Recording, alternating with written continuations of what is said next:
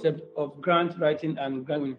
So, for short, grant is an amount or support that is targeted towards a given cause or problem solving or purpose. For example, it can be in cash or in kind. For example, we are using the OB Meet platform, and thanks to the CEO and his team that gave us this platform for free. Why? Because they saw that when we were approved that this is what we are doing, the Africans Scholars Leadership Network, and it's also built by an African. So they saw a kind of what I want to call a commonality of interest. That what we are doing is also to promote African continent, and they have some passion. So it was a kind of meeting point, and they gave us the platform for free. So for me, that's a grant because it was a support that is targeted towards a given cause. So give us this platform where we can record, we can transmit, and then to deliver our own episode, which we are doing now. So that's a grant. It could be money or support.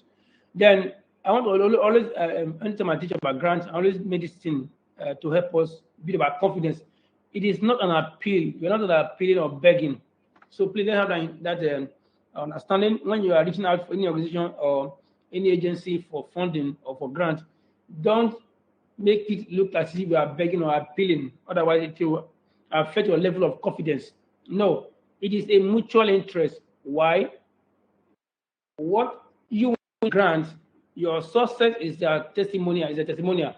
Okay. For example, if you get a grant, let's say from JPAL to do a project, JPAL is able to report such grant you have done. Maybe you did like that one we did, which I will show later on. We did in those states. We're looking at health insurance, feasible health insurance package for informal sector operators. Okay, so JPAL will be able to report that they funded a research to carry out this in Nigeria on the insurance package for informal sector. So, given all the grant which we won and we are happy, it's also a way that they report their progress. So it's a mutual interest. So please don't see grant application or grant writing as an appeal or begging. It's a mutual interest because the success of the grantee is the testimonial of the grantor. I think let me take that point again. The success of you as a grantee is the testimonial of the grantor. For example, those of us who join us in Series 1.0, we mentioned or reported some of the testimonials from that.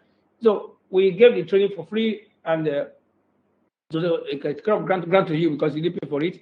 And then you were able to.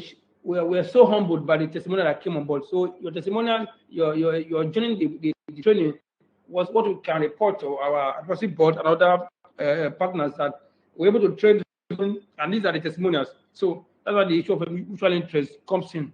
That the success of the grantee is a testimonial of the grantor. I think that's a key word we must keep today. Okay, I repeat it for the last time.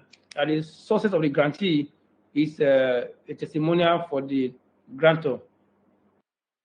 Okay, then it could be individual grants, it could be team, it could be institutional based. Okay, I think by privilege or by God's grace, I've prayed at all of this level as a grantee, or as a team lead, or as a team member, and also apply for it as a on level of institutional basis.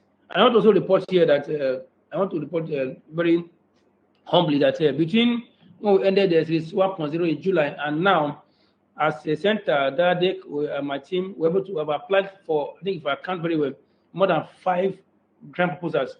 Of course, with other members of the network that we have traded, people from Burkina Faso, people from Tanzania, people from Zimbabwe. We are currently doing one, person from Zambia, Mozambique, and I think Kenya as well.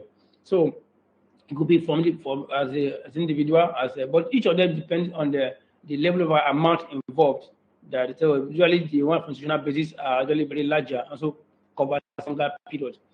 It varies across disciplines, so you need to know what operates in your discipline, whether you're in social sciences or like we are, or you're in medical sciences. So or know what's operates, but the intuition is the same all across. Now, I also mentioned this point that grant writing and grant winning is both a science and an art. So this is very important.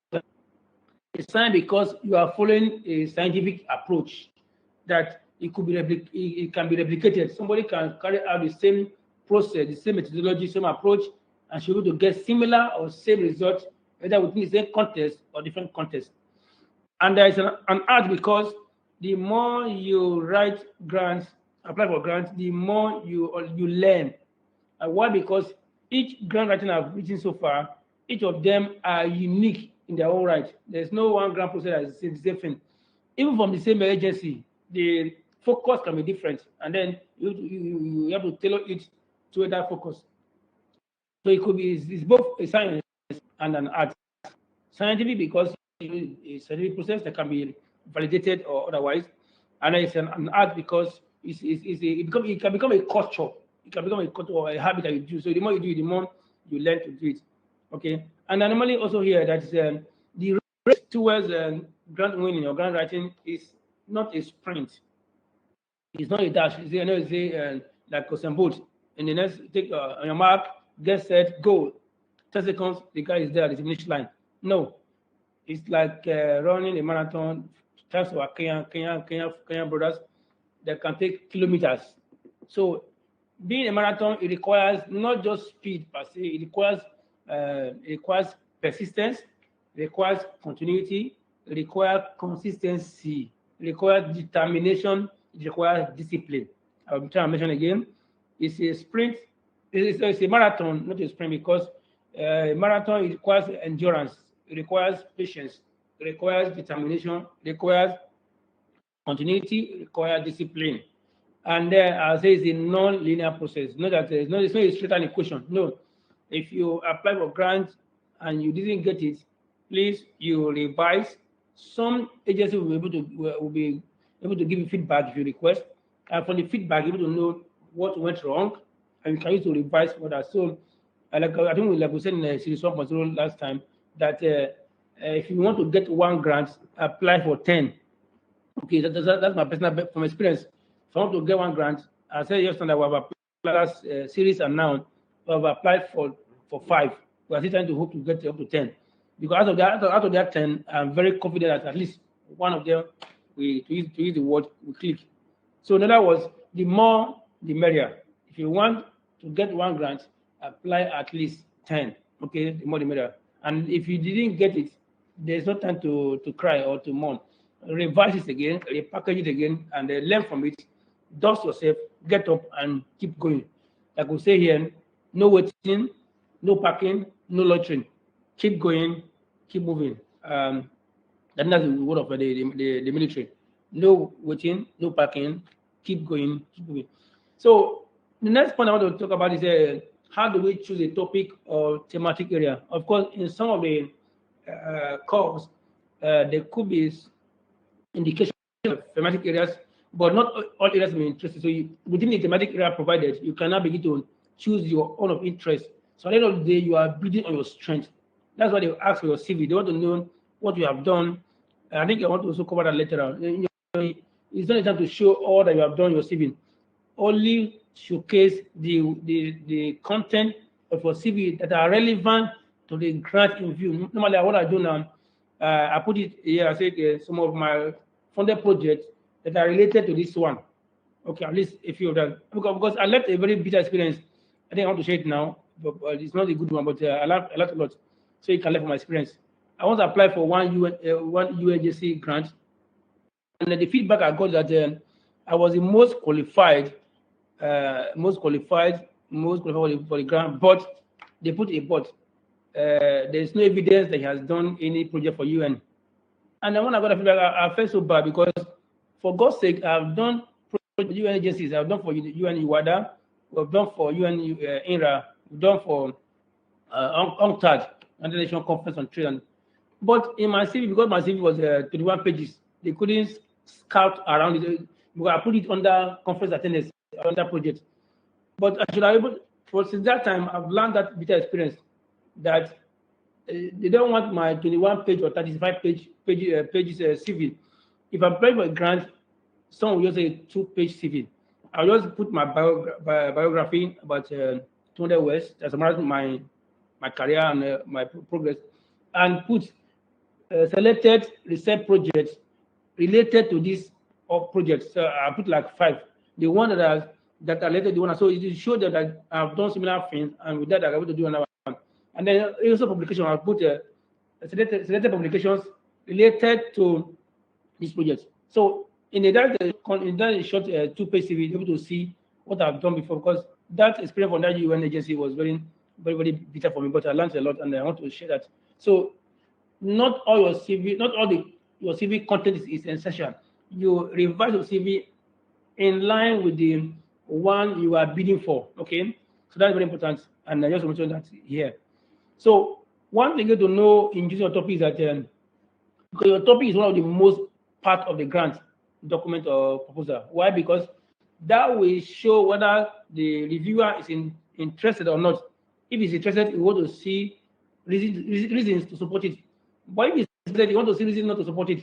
Very important. It's as simple as that. Even when you review a paper, from the topic, there's a kind of pre-informed opinion about the paper, whether to accept or not. So your topic must be well thought out. I went to my team. The topic should be the last thing to put on. Of course, at the beginning you have a short topic, but when you are done with the content of the package of the proposal, you can now refresh your topic or rephrase your topic to say the content. Okay, your topic is like a branding. Like when you have a product, your topic is your brand. So it's one of the most important aspects. So it should be crafted from the thematic area given. And then your topic should be crafted to be nicely and neatly. In fact, it should be short and captivating. Short, when it becomes more than 10 words or 15 words, it becomes difficult. But the longer, the more confusing it is. So keep it short, keep it captivating. So it should show that the proposed study or the proposal is well focused. Because when I see your topic, I will know whether this one was focused or not. And it should also reflect if I see your topic, I should be able to have an idea of the main questions, your main question you're asking. Whether you are applying for a research proposal, for academic exercise, or applying for an NGO that do community exercise. Your topic should be very, very catchy and should reflect your main questions. So it should be well thought out. I'll give an example now. Okay, I think I love this example that we used last time in Street 1.0. This is from this agency and called the Standards and Trade Development Facility.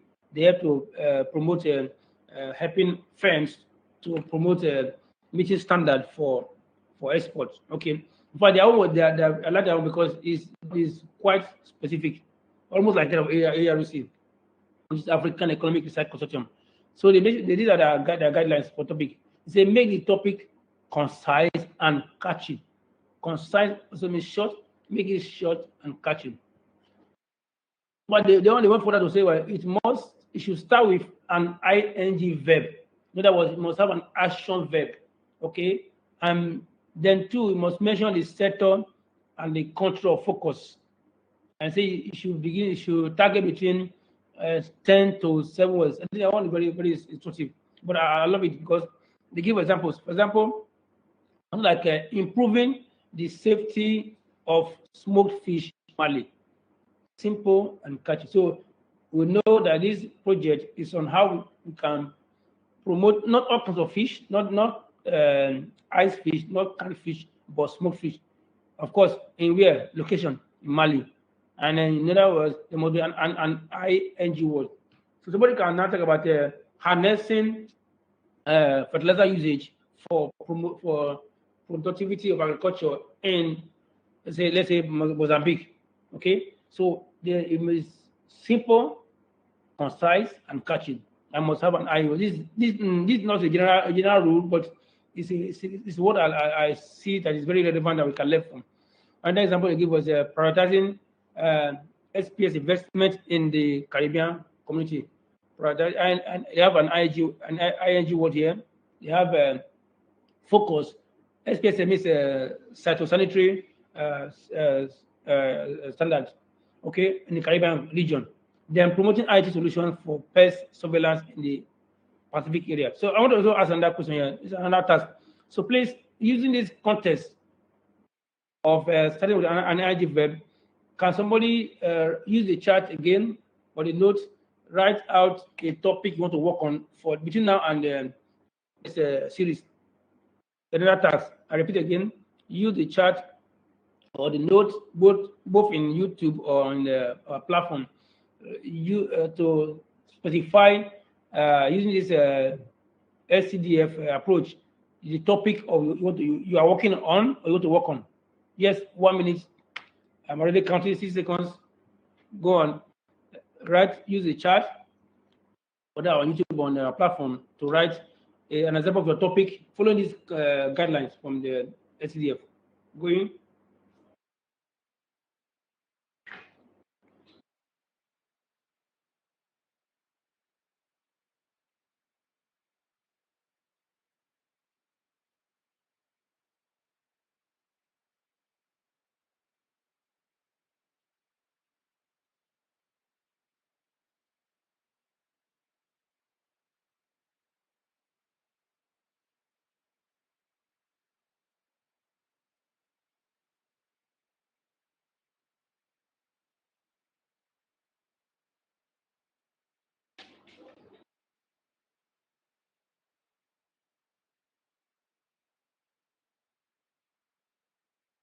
Okay, 5 seconds going.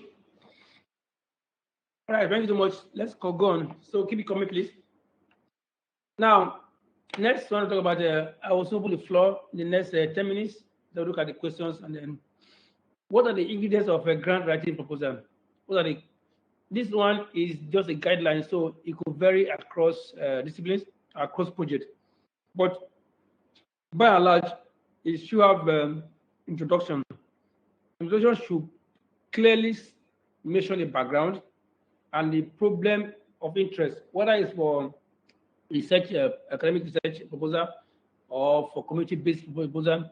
You should give us a background of the issue you're looking at, and then why is the problem so important, which is the what we call a statement of the problem or statement of the research problem.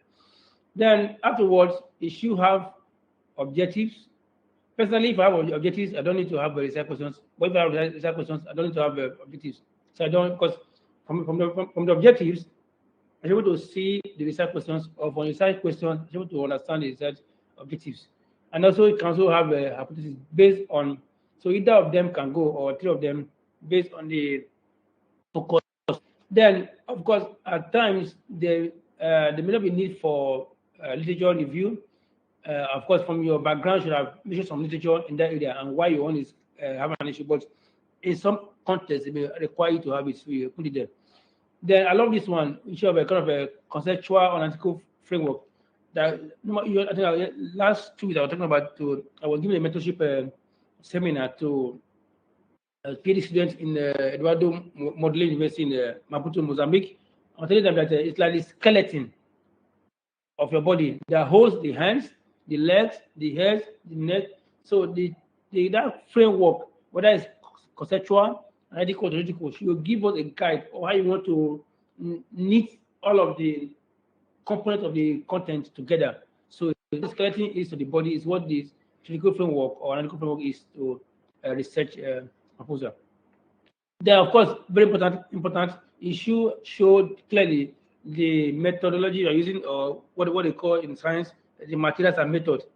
Of course, need even be include the scope you are covering, and then more importantly, let the reviewer or the agency see doing this proposal, doing this project, what are the anticipated or expected outputs you want to have, and then how do you want to communicate it, respected strategies. Okay, for example, you are doing the community project, they may need to have a community or stakeholder meeting, or kind of town hall meeting, to say this is what I've done, want to build a bridge across to link these two communities. And if you do that, you're able to enhance inter-community trade or inter-community activities. So you're able to anticipate or expect output. And then in some projects like impact evaluation, they want to see theory of change, which shows the relevance. If you do the project, like I mentioned, if you do community impact initiative by giving a bridge, what is the relevance? How will it impact the livelihood? One, it will increase intercommunity transactions, and then two, it will reduce the time spent in trying to look for another area. Okay, also to reduce the cost of or the transport cost. So you're able to see that theory of change clear. And if you are doing a team project, also try and mention the team composition. Okay, some look at the gender condition and they put a short, what we call a statement of qualification or biography, brief. I don't 200 words are okay to show, mention what you have done so far and why you think is essential to work on that. Then also they want to see some work plan or timeline or budget depending on what they require. And at the end of the day, please also show references to show you are aware of the relevant material in the area. Okay. Now try to pause shortly. Let me look at this CFE, what I call um, uh, contextualization, approach, and feasibility. I normally use it as a kind of fun. So when I do a proposal, I take it through this CFA approach to see how my proposal will be appealing or not. So one is the issue of contextualization. She wants to show how the context, how familiar are you in the area. Like I was saying to some of my mentees last 2 weeks in Mozambique, that she wants to show, try to link your research to maybe a topical issue like SDG. Which of the SDGs will your project impart? Okay, maybe you're doing community partner initiative. Will you go to improve the issue of no hunger, or issue of no poverty, or issue of gender inclusion? So which of the SDGs, or maybe as an African scholar, which of the areas of the African Agenda 2063 are you covering? So let your topic reflect kind of the context you are coming from, whether you are an economist, you are from the area of business research, you are from the area of your research able to show the context you're coming from. And then two, the approach, which method or analysis are you choosing to ensure that you're able to carry out your research. And then lastly, F is feasibility. How feasible is your research? What are the possible constraints? How do you want to circumvent or avoid them? So this is what I do to also analyze. This is what we'll be doing when we talk about the anticipated results or the anticipated output in your proposal. Okay. Yeah, so I will try and stop. Yeah, okay, I will stop at task 3 and I'll take question. So the next point I want to show is some helpful tips on our grant. So of course, if you are with us, if you go to our website, you see under DIaDeRC resources. Just click resources. You see a lot of we publish a lot of resources on that call fellowship grant on that resources. You see that. So you got a lot, and then that's also good to be not many networks. So you're able to have information on the agency. If you are working, for example, JPAL, apply for JPAL grants, you're able to see what they have done before, and then look at what is needed. For example, we're applying for a grant now. It's RGC. It's called RGC for RGC proposal, and I want to check their previous proposal so that there's somebody that we know that we had done similar project for them about 2 years ago, who is currently based in formerly in Rwanda, now in Uganda. What reach out to him and say, well, you have done this project, please want to learn more from you. And he's now a member of our team. Why? We are now learning to know more of the agency. And then the thematic areas they are focusing on. So also look at their general and specific guidelines, and if possible, check their past projects. Okay. And then follow their guidelines, their number of words, what's their word count. So person will tell you that for introduction, what is that words? For 100 words, they measure one count for each one. Please follow it as religious as possible. And then your team composition or your budget. Because if you don't follow it, it's the secretary of the original. Once it comes to their desk, the secretary will scan through all of the proposals to know whether they meet up. If it doesn't meet up, it's rejected from the desktop. It's when you meet all the criteria or guidelines that it now goes for review. So following guidelines are very important. I want to stop here and then share this experience, which is not very also another painful experience. We are working on a project on this proposal, what they call intra-African mobility, to be funded by European Union.